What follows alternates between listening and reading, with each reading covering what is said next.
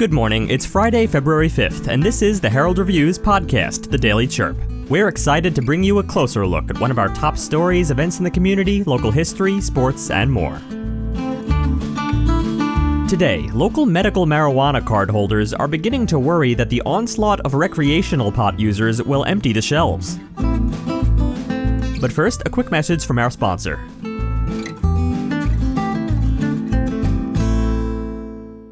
Hi everyone, I'm Sean Lawley from the Lawley Automotive Group, and we've stocked up on inventory at all of our dealerships. If you've been thinking about a new car, we've got the deal for you on a new Buick, GMC, Chevrolet, Ford, Kia, Hyundai, Honda, Nissan, Chrysler, Dodge, Jeep, and Ram. You don't have to go to Tucson or Phoenix to buy a new vehicle. We're your hometown dealer since 1995. We'll beat the big city dealers in price, and our customer service is small town dealer friendly. Come into any one of the Lawley dealerships today or shop lawleycars.com and see why nobody beats a Lawley deal. Nobody.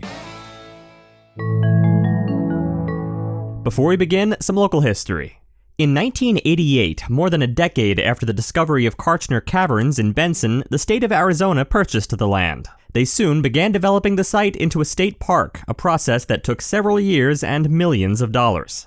Today's history is brought to you by Benson Hospital. Benson Hospital's comprehensive rehabilitation team strives to get you back on your feet and improve your lifestyle, offering physical, occupational, and speech therapy. For more information, visit bensonhospital.org or call 520-586-2262.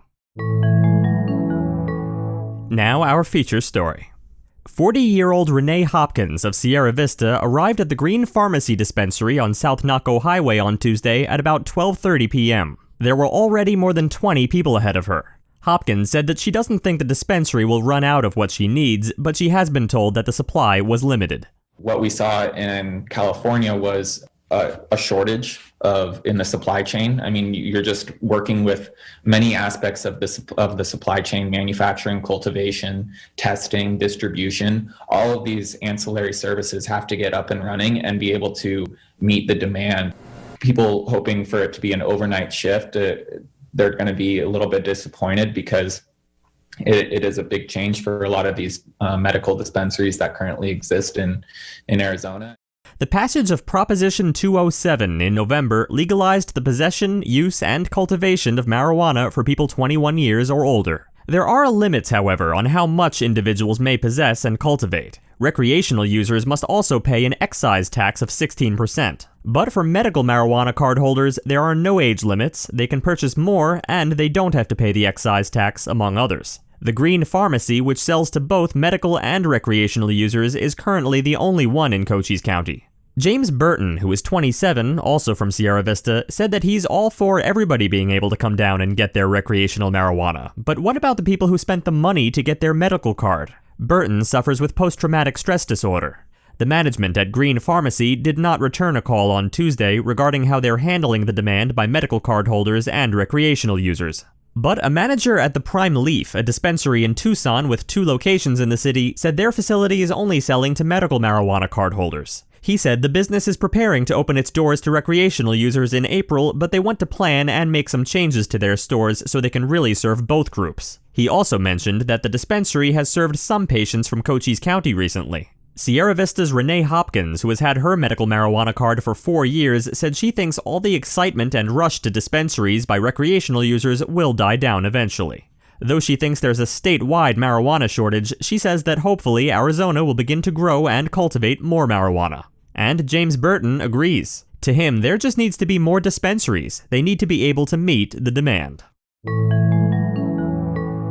Thanks for listening. Before we continue, a quick message from our sponsors, Prestige Family Living. At Prestige Assisted Living at Sierra Vista, we aim to provide our residents ways to stay active and engaged through our Ageless Grace fitness and wellness programming. Join us every Friday at 10:30 a.m. for free online Ageless Grace classes. Visit notyourgrandmasnursing.com to sign up today. Now, a quick announcement about traffic fines. State lawmakers are moving to let motorists work them off instead. Brought to you by Apex Network Physical Therapy. Voted Best of Cochise County 2020, Apex Network provides exceptional care to the Sierra Vista and Benson communities. Choose Apex Network for all of your physical therapy needs. To learn more, go to apexnetworkpt.com. HB 2110 would allow, but not require, a judge to convert a fine into community service. It would translate into $12 for every hour worked. Representative Leo Biasucci said he doesn't envision this being an option for everyone. He said many motorists will choose to go to traffic school or simply pay the ticket and get done with it. But for those who can't afford the ticket and may end up having their licenses suspended for failure to pay, it gets more complicated. He said the legislation makes it optional for a judge to offer community service instead.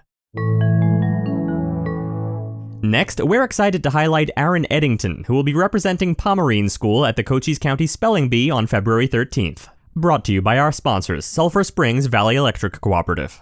You are probably spending a lot more quality time at home these days, keeping you and your family safe. And that can present some opportunities that you usually don't experience, like maybe laughing together at a funny movie, or screaming together at a scary movie, pitching in to make a special dinner, or maybe you're keeping in touch with friends and relatives and other places on your devices.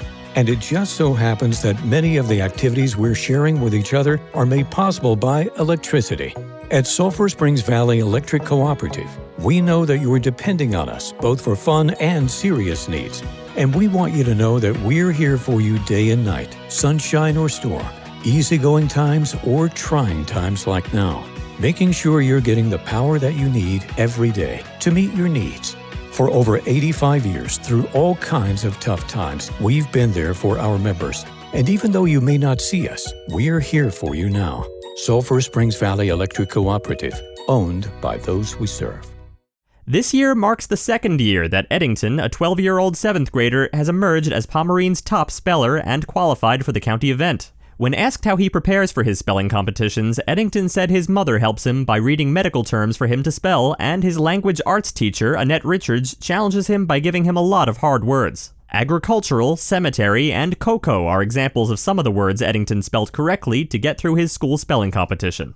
This year, the spelling bee will be virtual. Contestants and school coordinators, administrators, and other school-affiliated adults are asked to be at the Spellers School for the event and to ensure a stable connection and clear space for the competition. Good luck, Aaron! Finally, today we're remembering the life of Shirley Cole. Shirley and her husband Herald arrived in Sierra Vista in 1962 and have been involved community members for the last 59 years. Shirley's many accomplishments include her professional upholstery business and grand champion bridge status. She was an excellent bowler and an expert baseball scorekeeper. She drove a school bus locally and transported teams from Buena to games for many years. She and Herald traveled to their son's baseball games from University of Arizona to Arizona Western, Cochise College to Mississippi State to Missouri. They enjoyed watching their grandsons play and were a fixture at games at all levels. Shirley made hundreds of pecan pies over the years, sharing with friends at Christmas. She made excellent Mexican food and fed entire teams after practices and games, always having enough. She also made dozens and dozens of cookies and shipped them off regularly to families as far away as Atlanta. Shirley was an avid sports fan. She enjoyed televised games as much as her husband Herald, never missing U of A or Diamondbacks if possible. Through this past year, with few games to watch, she and Herald spent each day traveling the back roads of the area on daily drives. She loved the desert and all the beauty she saw in it. Shirley was an eternal optimist, glass always half full. She wore rose-colored glasses and never took them off. She had a generous nature, giving of her time and talents. She was loved, and she will be dearly missed. Thank you for taking a moment today to remember and celebrate her life.